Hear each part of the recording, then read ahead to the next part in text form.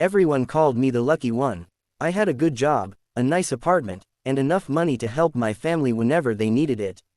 At least, that's what everyone thought. The truth was very different. For years, I paid everyone's bills. My older brother borrowed money every month and never repaid it. My younger sister demanded expensive gifts. My parents expected me to cover vacations, repairs, and every emergency. Whenever I hesitated, they called me selfish. Family helps family, they always said.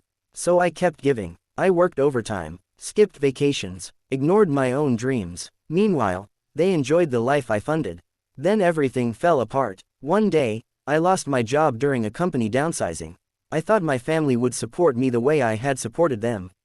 Instead, they disappeared. My brother stopped answering calls. My sister told me I was becoming a burden.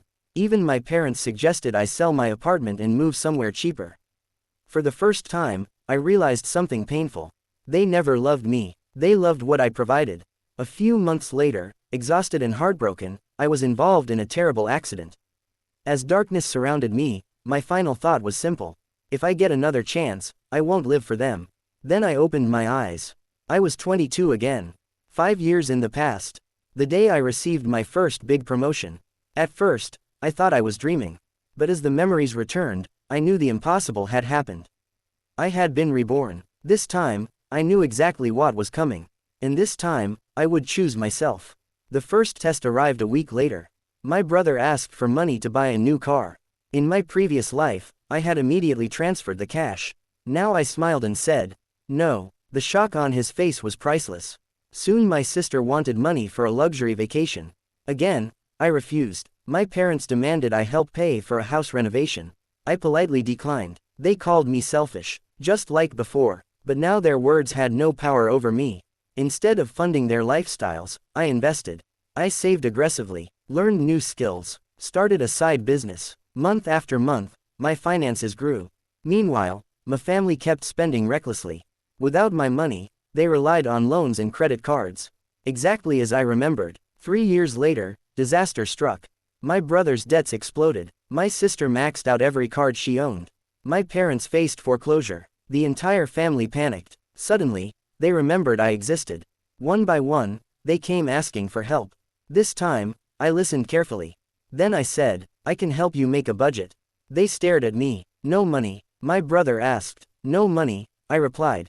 Anger filled the room. They accused me of abandoning family. But I wasn't abandoning them. I was refusing to enable them. Months passed. Something unexpected happened. Without a safety net, they were forced to change. My brother found a second job. My sister stopped chasing luxury brands. My parents finally learned to live within their means. For the first time in their lives, they became responsible. Years later, my father admitted something. You were right. We depended on you too much. Hearing those words healed a wound I carried across 2 lifetimes. In my first life, I sacrificed everything trying to buy love. In my second life, I learned something more valuable. Real love doesn't come with a monthly payment. And sometimes, the best thing you can do for people is stop rescuing them.